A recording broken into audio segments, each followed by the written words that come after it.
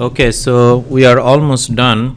We have entered the impact, we have entered the outcome, and also we entered the last video the outputs, and we linked the outputs to some activities.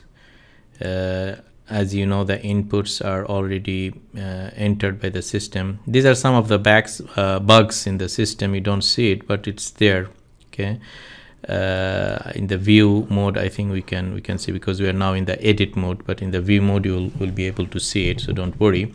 In the activity, there are already 2 activities. You don't see it over here that have been already entered from the output. I mean these activities that you can see, these are already captured as activities that are linked with the outputs. Now the only thing left now is the activities that are not linked with particular outputs. Rather, these are by nature project management activities. So let's just add one of them. So we are still in this project. So we have entered everything. These 2 have been already entered because these are linked with outputs. Now let's just, as an example, let's just add this establishment of project management unit as an activity. So we'll come here and very easy, just add the activity project management unit. Let's say we wanted to do it early in the project, since it's starting in 15. Let's say I will do it in 2016 in January, for example.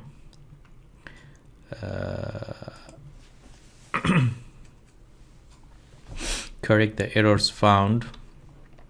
Yeah, I think the reason is that it just starts the year from the inception of the project. You cannot go beyond that. So this is as simple as that. If you want to add more, you can add more activity. Let me just add one more activity for this project, and let's say that it is workshop, familiarization workshop. I wanted to do it in January. Okay, workshop, and save it. So these are two activities, and let me save it here. Okay, so you can see here the activities. After you save it in the view mode, you can see them populated. So you have 2 activities that are tied with the output, and the last 2 activities are not tied with any output. Rather, it is project management activities, and the system automatically numbers them in a convenient way. So congratulations, we have all our layers filled up, and all we now need to do is to present them in a better way. As you can see, the OMS still has few bugs here. Really you should see 4 of them, not just the first one that it shows over here.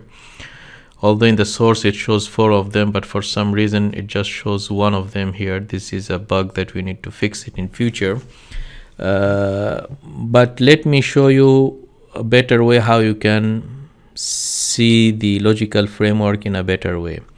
And in order to reach there, you have to go to somewhere else, and that is under the project management. You will find something that is called real-time reports. So there is a report that has been already created, and it's the last one here, project data sheet report. You click on it, and you can enter the project code BGD0181, and you'll find that project. You select it and click here down bottom right, open report. So it will open a PDF report for you, the datasheet report. I'll not go through the first sections. Okay, there will be various basic data and some financial data in the first pages, but if you go down to the last page, you will have the logical framework being populated for you exactly the way how we would like. You see, this is the project contribution automatically taken from the various CSIs that you enter during the outcome and output, very conveniently brought to you here in the first section. Then we have our impact statements. Then we have the outcome statement, the various performance indicators,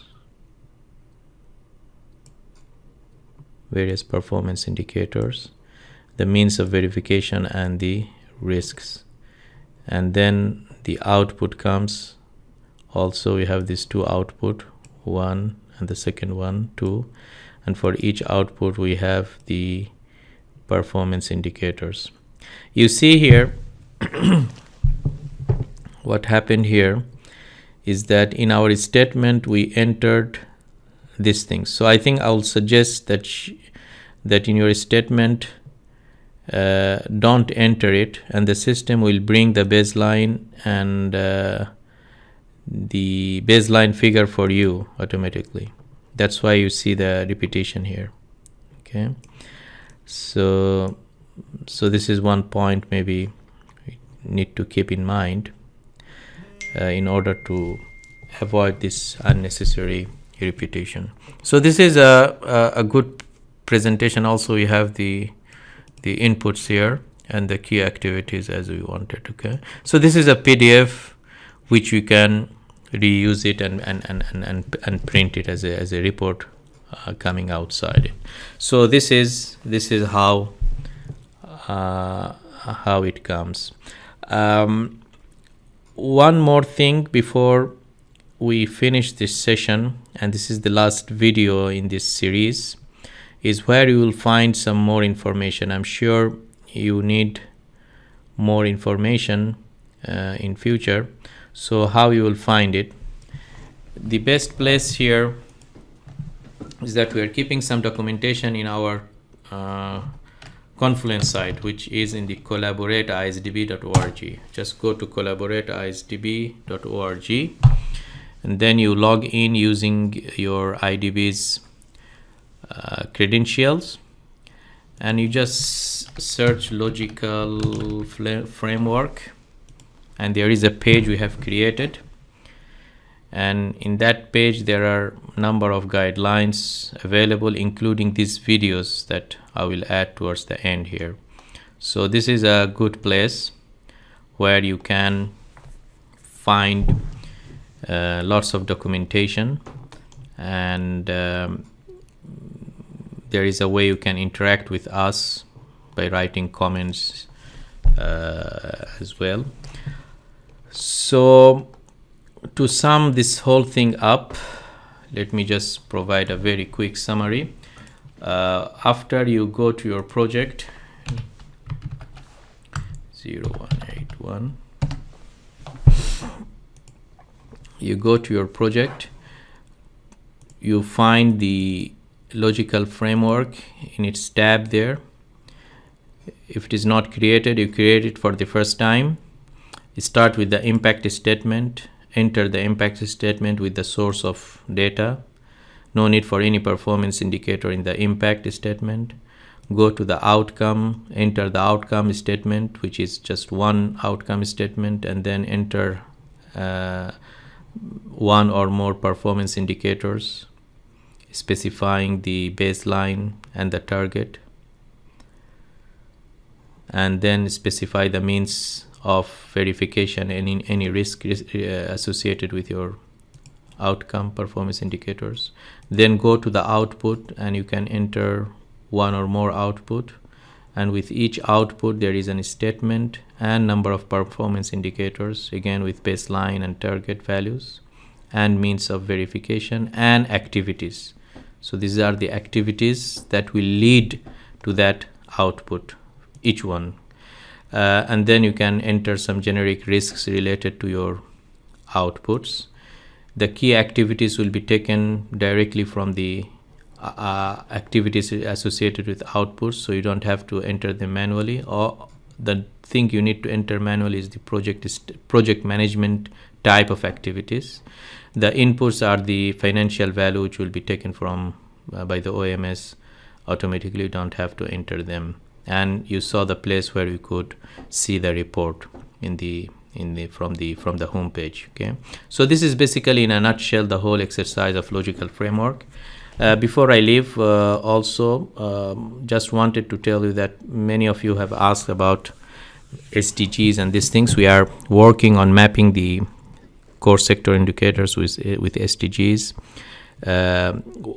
All I can suggest here is that if you want to explicitly tell us anything related to SDGs, maybe in the outcome section, the free text always allows you here. So in the statement of the outcome, you can start adding things. This outcome is mapped with SDG target, I don't know, maybe 1.2, for example.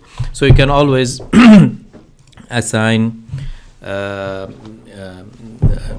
add all this information in this free text of the statements that is available, instead of it gets lost. And always it's good that we have those information somehow captured. So I think this is it. We really look forward to provide more training and support in terms of the theory of change and the logical framework, and we are more than happy to help you with any questions or concerns or reporting any bugs. And we promise to fix those bugs that's already existing and we know about them, but do let us know other bugs or other suggestions to improve the system. Thank you. Assalamu alaikum wa rahmatullah. Leave you just with few questions as usual.